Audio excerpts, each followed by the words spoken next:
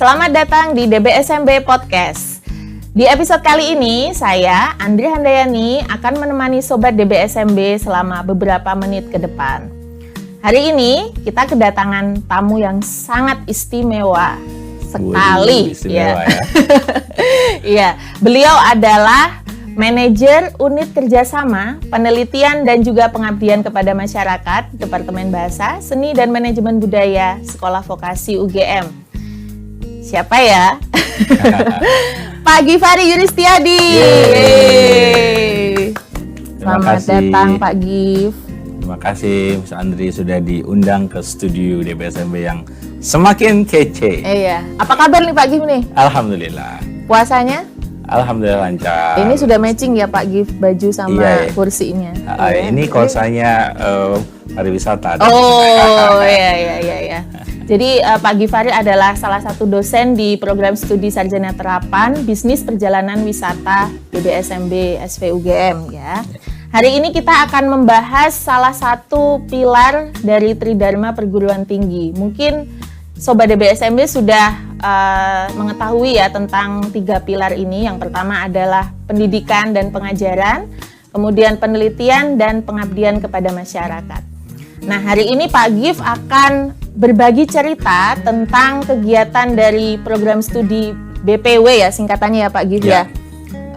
Dalam program pengabdian kepada masyarakat, khususnya kolaborasi perintisan desa wisata ya Pak Gif ya.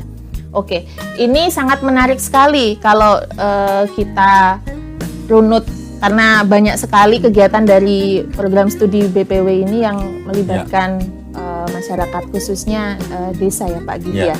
Mungkin boleh diceritakan tentang perintisan desa wisata yang Pak Gif kerjakan.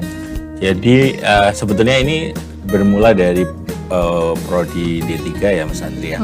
Karena ini start di tahun 2014. Jadi kami mulai mendampingi sebuah dusun bernama Karangasem yang kemudian kami dorong untuk menjadi desa wisata Karangasem. Ini terletak di Desa Muntuk, Kecamatan Delingo, Kabupaten Bantul. Ya kalau dari kampus sekitar 45 menit lah gitu kira-kira. Ya, tapi sebetulnya perjumpaan kami dengan Karangasem itu mulai 2011. Waktu itu kami, kebetulan saya waktu itu mengajar mata kuliah kewarganegaraan. Kemudian saya tuh sukanya mendevelop tugas agak beda gitu dengan yang biasa begitu. Nah waktu itu tugas UAS-nya itu adalah live in di desa. Di 2011 itu live in di desa 3 hari 2 malam.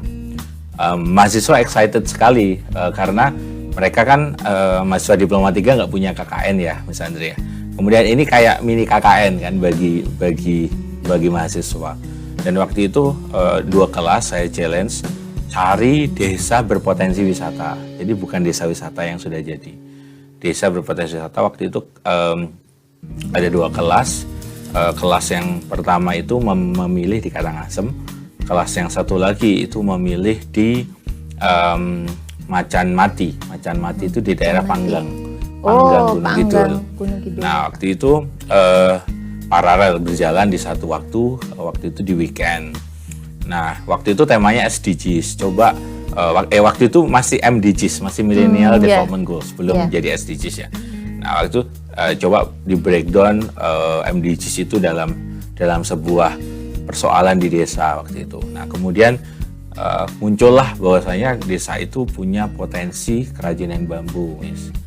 Nah, awal ceritanya begitu dan memang kerajinan bambu ini sudah turun-menurun sejak nenek moyang katanya begitu. Jadi apa Pak produknya dari kerajinan bambu? Mereka itu 92% masyarakat itu penganyam bambu. Jadi bisa dibayangkan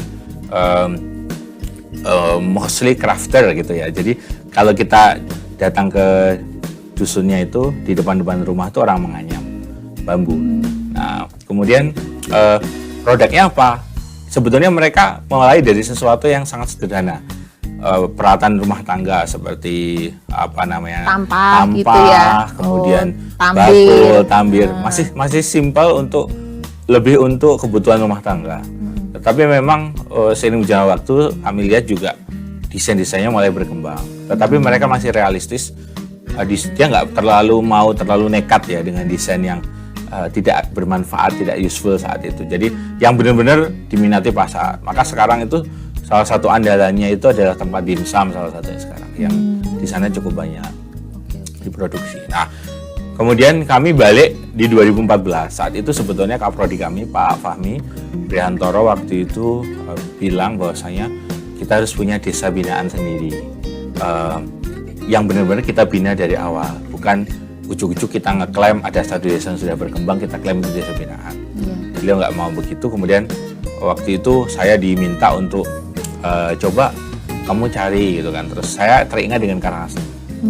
Nah, karena 3 tahun yang lalu saya pernah ada proyek dengan mahasiswa itu kan waktu UAS di sana. Kemudian saya datang ketemu Pak Dukuh dan Pak Dukuh sangat welcome, mengatakan, "Ih Mas, monggo, kami senang."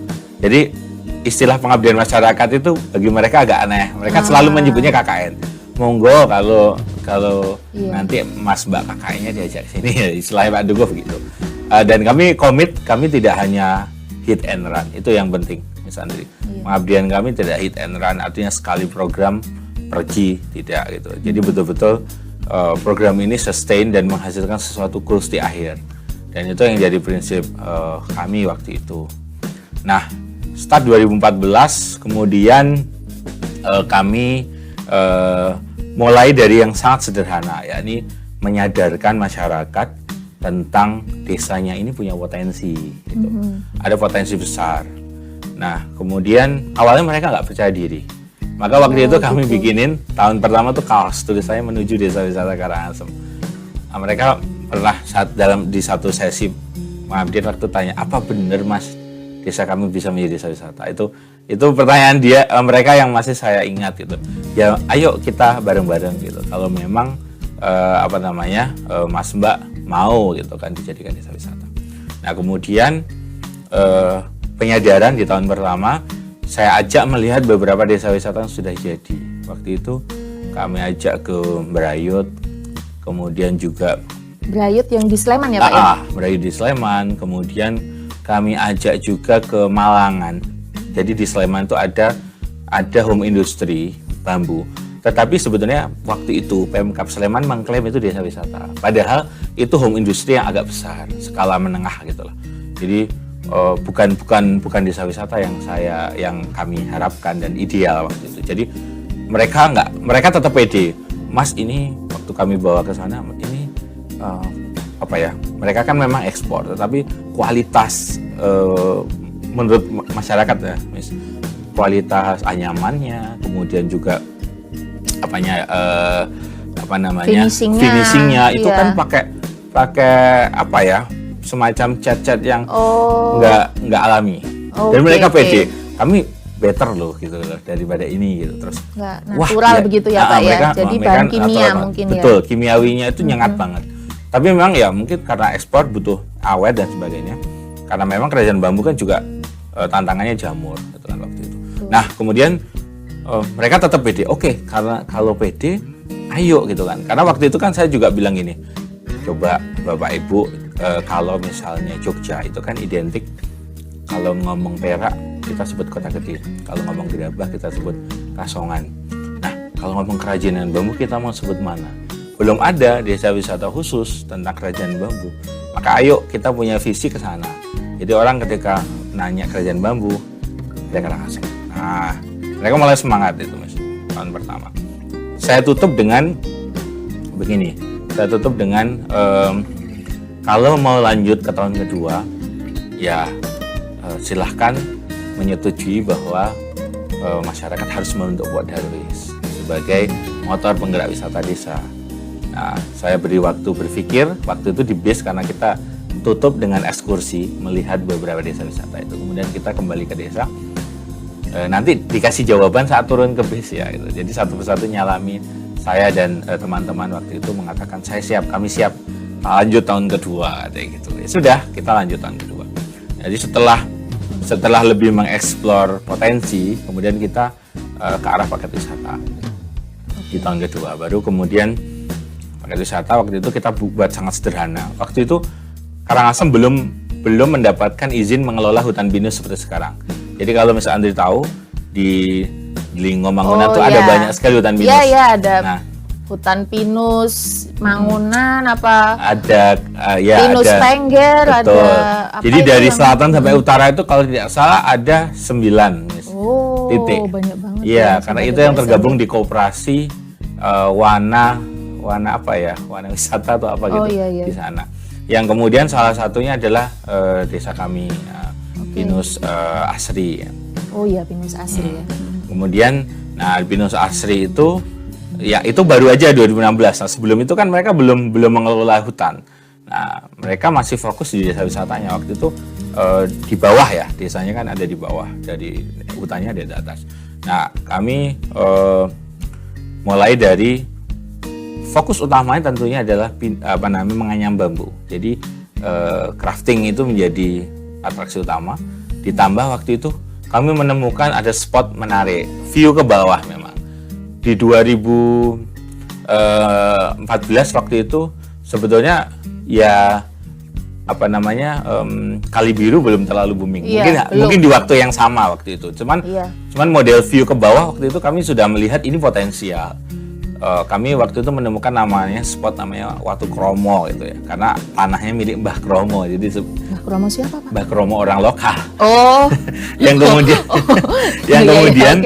kemudian ada batu yang bagus, kayak bagus lah untuk orang melihat-lihat ke bawah, tapi cukup berbahaya. Batu-batu kayak karang gitu lah, tapi dia di ketinggian, kemudian bisa bersantai di situ untuk melihat ke bawah. Cuman sekilas waktu itu kami lihat ini pendek banget, maksudnya orang ke situ pasti hanya beberapa menit karena nggak ada tempat duduk, belum ada fasilitas lah. Iya. Jadi hanya untuk lihat-lihat toh. Nah, itu tahun pertama. Tahun kedua kami uji cobakan dengan anak-anak SMK Negeri 6 Jogja. Kami ajak waktu itu gurunya juga sangat baik. Jadi kita ajak kolaborasi. Pak, kami minta siswa untuk tester gitu kira-kira ya. Datang ke desa kami yang baru mendesain paket, kemudian nanti testimoni anak-anak gimana gitu. Nanti kami siapkan kendaraan, waktu itu kita sewakan bis UGM. Senang banget lah mereka naik bis UGM. Kita aja senang kan naik bis UGM. Tapi kecil ya Pak ya bis UGM. Bis kecil ya. Atau UGM tuh nggak punya bis gede ya. Iya. Bis kecil, habis itu dari sekolah tuh partisipasi sendiri. Pak, kami snacknya kami bawa sendiri. Jadi kami terharu juga karena juga anggaran terbatas. Mereka mau, terus kita bawa ke sana, tapi kita sediakan makan di sana. Tapi waktu itu masyarakatnya, maaf memotong Pak, waktu itu masyarakatnya memang sudah yakin, oh ini kami bisa, maksudnya sudah yakin untuk menerima uji coba ini ya Pak ya, uji coba wisata ini. Waktu itu kan kami selalu sampaikan, jadi tahapan awal memang kami desain menyadarkan mereka percaya diri, kemudian membentuk Podarwis itu, kemudian kami juga dampingi membuat ADART-nya, mengurus sampai SK itu turun di 2015 itu, kemudian SK Desa Wisata sudah turun nih. Mau nggak mau kan harus jalan gitu kan, maka paket wisata kemudian kita desain. Waktu itu simple, intinya adalah crafting karena sebelumnya nggak ada, dan itu di daya tarik di Jogja karena menjadi pembeda crafting di satu desa yang khusus bisa menganyam gitu kan. Nah habis itu udah jalan ya, alhamdulillah review dari adik-adik mahasiswa waktu itu sangat baik gitu, dan ini layak, intinya begitu, ini layak. Meskipun waktu itu hanya mungkin paket yang sangat pendek ya, 3 jam aja, nganyam sejam, habis itu menikmati desa, jalan ke atas Watu Kromo, terus turun lagi makan siang. Udah gitu aja sangat ya? Pendek waktu itu paketnya. Tapi kemudian kita tutup ke hutan pinus, tapi pinus yang awal mula kan yang paling tua pinus yang Sari ya, yang Mangunan. Kita kenal yang pinus yang paling gede itu. Yang paling gede. Di situ kita ajak, waktu itu juga masih sangat sederhana, belum Jadi cuma foto-foto di antara pohon pinus. Betul. Gitu ya Pak ya, itu belum dan ada. Dan sambil kita rekam testimoninya saat itu. Nah habis itu kita pulang, terus ya udah perlahan mereka mulai percaya diri gitu kan, dan kita juga mulai waktu itu memang dengan relasi prodi, relasi Pak Fahmi, kita undang kalau ada tamu asing ke Jogja, kita ajak ke sana, merasakan gimana nganyam dan sebagainya. Nah, Oke. Kemudian Nah, perkembangannya atraksi yang ada di Desa Wisata Karangasem apa aja, Pak? Step berikutnya di tahun ketiga kami berpikir harus ada homestay. Jadi kita dampingi mereka harus pede. Ayo bikin homestay, kita siapkan tempat menginap wisatawan. Karena kalau length of stay-nya semakin panjang, tentu pemasukan ke desa semakin besar. Kalau hanya nganyam, itu kan nganyam dan makan paling mentok. Waktu itu kalau tidak salah kami cas di awal-awal banget itu 25.000 kalau nggak salah atau 50.000. Masih murah, ya, Pak, ya? Masih murah awalnya kan. Kita masih trial, Miss, ya kan. Jadi hanya makan sama nganyam gitu. Nah, habis itu dengan adanya live in itu kan waktu itu kita rate 75.000 per malam. Itu juga masih murah sebetulnya. Tetapi persiapannya itu juga nggak sederhana, Miss. Jadi kita meyakinkan masyarakat bahwasanya jangan merasa rumahnya itu jelek. Karena banyak warga desa itu kan merasa, wah rumah saya jelek, malu gitu kan kalau ada tamu gitu kan. Nggak usah malu, justru tamu tuh senang yang natural. Tapi yang penting bersih. Gitu. Jadi meskipun jadul, meskipun kamarnya biasa banget, tapi kalau spraynya harus diganti gitu kan. Kita sampaikan. Kemudian juga ada cantolan, ada kaca, ada lemari ya meskipun hanya sekedar untuk formalitas. Toilet pasti ada kan, toilet Pak, pasti ya? gitu kan. Tapi juga ada cerita lucu, Miss. Waktu itu kami trial dengan dosen-dosen prodi Parwi waktu itu nginap. Nah, ada satu rumah yang mungkin nggak prepare ya. Jadi spraynya tuh nggak diganti. Kemudian toiletnya tuh masih ada kumbahan gitu ya. nah, habis itu lupa ya, Pak, ya, belum dicuci ya, ini udah terima tamu ya. Habis itu juga ada banyak alat mandi. Jadi mungkin ya itu kayak rumah yang apa adanya, rumah sehari-hari. Nah, meskipun homestay itu memang idealnya memang tinggal bersama pemilik, kemudian kayak natural, tapi juga nggak segitunya gitu kan. Sehingga hal-hal itu pelan-pelan diperbaiki. Jadi itu jadi pelajaran mereka. Kemudian pelan-pelan juga akhirnya mereka lebih percaya diri intinya. Dan kita juga datangkan tamu di 2016 itu untuk menginap. Pun mahasiswa waktu itu juga sudah kayaknya seingat saya sudah nyoba semacam makrab di situ. Ya, jadi ya itu juga jadi pengalaman, nambah jam terbang mereka gitu kan. Nah, habis itu homestay kami waktu itu tutup di tahun ketiga itu, sisa dana pengabdian kami semuanya itu untuk kasur. Jadi kasur busa untuk support desa waktu itu. Nah, kami bersyukur, Mas, kita sudah mulai cikal bakalnya. Kemudian di tahun 2019 agak melompat ya. Kami dikabari bahwasanya mereka dapat bantuan dari Pemprov, dari Dinas Pariwisata Provinsi 10 unit kamar mandi untuk homestay. Nah, jadi ini kemudian mereka awalnya kamar mandinya masih ala kadarnya. Nah, terus mereka dapat bantuan, tetapi ini modelnya padat karya, jadi hanya bahan bangunan. Bahan bangunan mereka membangun sendiri gitu ya, Pak, ya. Mengupayakan sendiri. Dan akhirnya jadi ya, ada tersupport itu dan ada heaternya sudah. Jadi artinya start dari benar-benar nol, kemudian bantuan itu memang akan datang gitu, tetapi nggak bisa diharapkan sejak awal kayak gitu. Itu homestay ya. Kemudian kalau paket lain kami kemudian dorong menjadi 2 hari 1 malam, kemudian 3 hari 2 malam kita juga desain. Variasinya kami yang terakhir itu kami bikin volunteerism. Jadi orang-orang asing kan suka kegiatan volunteer gitu kan. Kita ajak ke sekolah ngajar gitu kan. Jadi ngajari anak-anak berbahasa Inggris dan anak sekolah di situ senang karena selama ini kan sekolah nggak dapat impact dari pariwisata. Pariwisata ya hanya untuk Podalwis dan masyarakat. Tapi ini kemudian sampai ke sekolah. Gurunya senang gitu kan. Bule-bule datang. Semakin berkembang gitu ya, Pak, ya. Kemudian juga variasinya juga kita kembangkan. Ya dari menganyam, kemudian bisa juga masih hubungannya dengan bambu sih, misalnya mewarnai kerajinan bambu.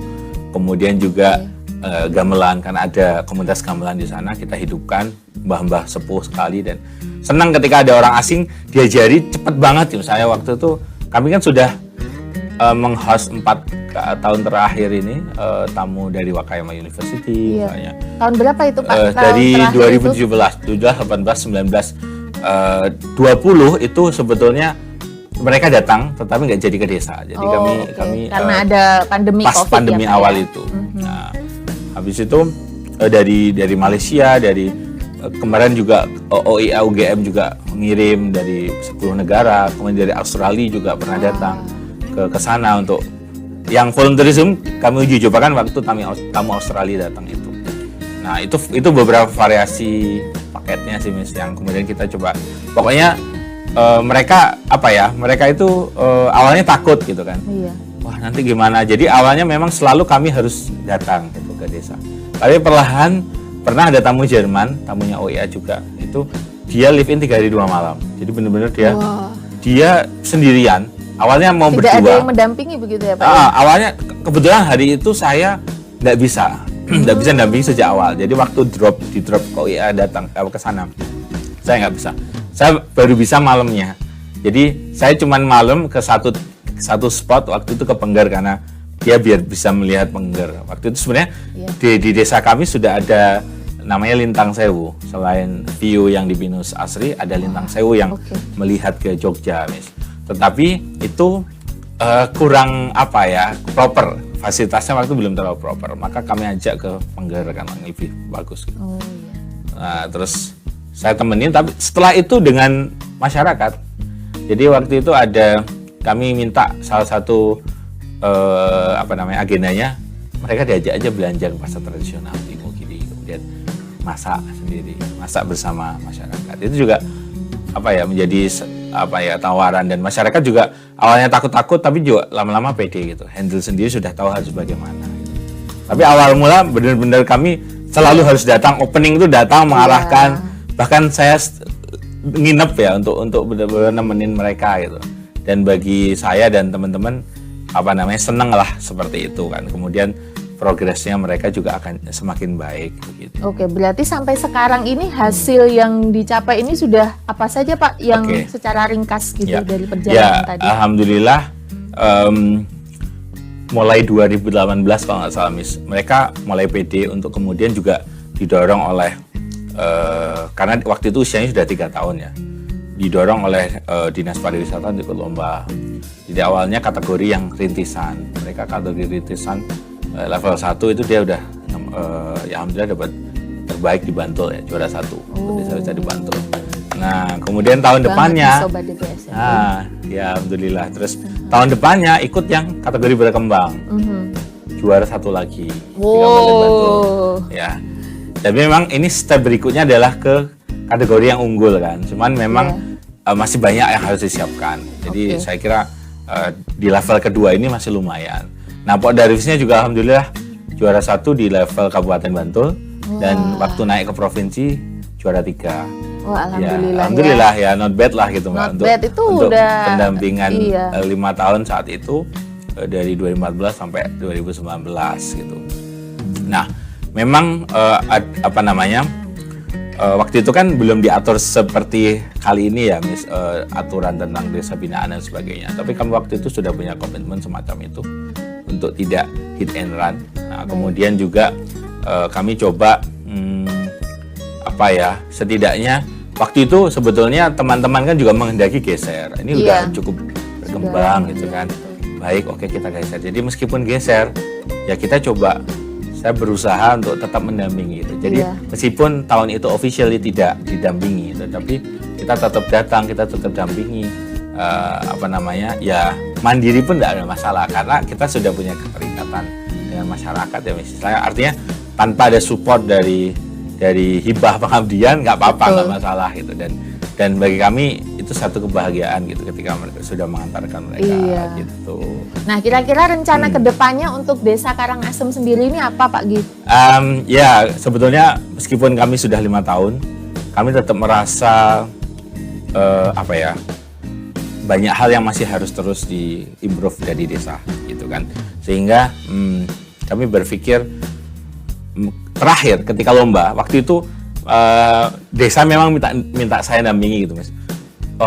Mas Givari tolong pokoknya didampingi ya kami waktu lomba. Betul-betul saya melihat suasana yang bagaimana berkompetisi di depan juri. Waktu itu ada 9 juri di dinas pariwisata yang datang waktu itu. Waktu itu ya kayak yang level DIY. Saya diberi notes-nya juri itu hampir sama dengan feeling saya semua. Satu, itu catatannya adalah ini katanya desa kerajinan bambu. Tapi kok nggak punya hutan bambu? Gitu. Nah, hutan Nah. pinus malahan ya adanya. Ada ya hutan pinus. Kenapa nggak punya hutan bambu gitu kan? Terus mereka sebetulnya sama jawabannya persis itu pertanyaan saya beberapa waktu yang lalu, beberapa tahun sebelumnya. Karena saya sudah melihat raw material mereka, bahan baku kerajinan bambu mereka itu kan terbatas, sehingga mereka sekarang itu harus impor dari luar dusun, Mas. Oh begitu ya. jadi Tidak bisa dikembangkan. Sudah nggak hutan- bisa mensuplai kebutuhan mereka. Oh. Dan mereka sebetulnya bukan berarti nggak punya hutan bambu. Mereka tuh masih punya hutan bambu, masih punya bambu dari di setiap rumah tuh masih ada. Cuma kurang ya Pak ya. Cuman mereka sayang kalau bambu mereka dipakai untuk kerajinan. Jadi biar tetap ada di sekitar rumahnya, tetapi kemudian yang dipakai itu dia mending beli. Nah, kayak gitu. Nah, kami berpikir bagaimana kemudian coba dikembangkan hutan bambu itu, meskipun hutan bambu ini mungkin baru bisa dinikmati dipetik 5 tahun lagi, karena proses tumbuhnya bambu kan lama. Kemudian betul-betul dia bisa diatur siklus ya tanamnya. Jadi ini diambil kemudian gantian itu, terus ini nanti tumbuh lagi, itu kan butuh 5 tahunan. Nah, sehingga kami berpikir untuk itu, sehingga betul-betul desa ini sustainability-nya terjaga, terutama untuk mensupport karena crafting kan waktu itu tagline kami edu ecotourism kan. Edu eco bahkan kalau ditambah culture tourism, edu eco culture tourism gitu kan. Jadi itu target kami, dan kemarin saya terinspirasi saat ikut workshop kemitraannya UGM. Waktu itu kan saya ikut tergabung di ruang yang pengabdian masyarakat. Kemudian waktu itu didorong sama mentor. Ini Anda tuh sudah 5 tahun loh Mas gitu kan. Lebih loh, dan impact-nya sudah bagus. Terus kamu sudah riset impact belum gitu kan? Belum Bu gitu kan. Nah, ini sayang gitu kan. Tolong segera di riset impact. Kemudian dari riset impact itu ajukan ke funding internasional. Ini sudah layak untuk didanai katanya gitu. Nah, ini kami berpikir itu, tetapi juga di level yang lokal kami kepikir itu sih Mas, ke BI kemungkinan. Karena BI juga ya Bank Indonesia juga terbuka untuk potensi untuk pendanaan semacam itu begitu. Nah, itu rencana kami ke depan. Mohon doanya. Goal deh Pak. Amin. Ya. Ini meskipun ini harus studi dan lain-lain, tapi bismillah. Terakhir nih saya ingin bertanya tentang bagaimana sih perasaan Pak Gif dan tim ya setelah berhasil mengantarkan Desa Wisata Karangasem ini menjadi seperti sekarang ini. Ya, tentu sangat bahagia ya Mas. Dan ini juga kebahagiaannya juga tentunya dirasakan juga oleh Kaprodi kami waktu itu ya Pak Fahmi. Beliau selalu memantau, dan setiap ada progres dari Karangasem beliau menyampaikan, teringat ya perjalanan awal gimana kita dampingi itu kan, rame-rame ke desa, kemudian ya sampai kemudian mereka sudah lepas ya seperti ini gitu. Nah, kami tentunya senang, dan komitmen kami tetap sebisa mungkin kami tetap mendampingi gitu. Kemarin itu kan pandemi, beberapa kali masyarakat itu pengen datang ke rumah ya waktu itu. Ya saya mungkin mengucapkan terima kasih dan lain terkait pendampingan, dan terakhir 2020 kan mereka menerima piala juara penyerahan itu kan waktu pas awal-awal pandemi itu. Setahun ini kan kita belum kontak intens. Mereka sebenarnya mau datang mengucapkan terima kasih dan mungkin juga membahas hal-hal ke depan gitu. Nah, jadi ini yang ya itulah yang kemudian kami rasakan ya, dan tentu kita juga ingin menghadirkan Karangasem lain gitu. Tetapi juga gini Miss, pendampingan itu karakter masyarakat itu berbeda-beda. Jadi mungkin akan sangat sulit menemukan dengan tipe yang sama, karena ketika saya refleksikan Karangasem ini kenapa bisa sesmooth ini proses pendampingan, karena mereka benar-benar tulus juga. Jadi kami tulus, mereka tulus gitu. Dalam hal ini mereka tuh sama sekali tidak pernah meminta sesuatu ya dari proses pendampingan gitu. Artinya kami dikasih apa itu nggak pernah mereka terpikirin. Jadi maju bareng-bareng. Maju bareng-bareng. Ya, mereka juga tahu kondisinya gitu kan. Dan saya pernah cerita waktu dengan pengalaman Karangasem dengan teman-teman ya Miss, teman-teman pendamping desa ataupun community developer gitu, ketika nanya, emang kamu di support universitas berapa? Tahu sendiri kan berapa hibahnya. Iya. Tetapi nominal itu bukan masalah gitu. Iya, betul. Untuk kemudian benar-benar menghasilkan impact yang maksimal gitu. Nah, itu kira-kira Mas. Wah, luar biasa sekali. Wah, saya jadi merasa bangga juga nih dengan keberhasilan Pak Giv dan tim yang sudah mengantarkan ya dari desa yang belum menjadi desa wisata menjadi Bukan sekarang desa wisata menjadi desa wisata Karangasem ya. Semoga nanti tercipta desa Karangasem lain lagi ya Pak Giv, di daerah lain lagi. Dan pokoknya sukses terus untuk Pak Giv ya. Terima kasih, Miss. Baik, Sobat DBSMB, demikian tadi paparan mengenai salah satu program desa binaan atau salah satu program pengabdian kepada masyarakat yang sudah dilakukan oleh program studi sarjana terapan bisnis perjalanan wisata DBSMB Sekolah Vokasi UGM.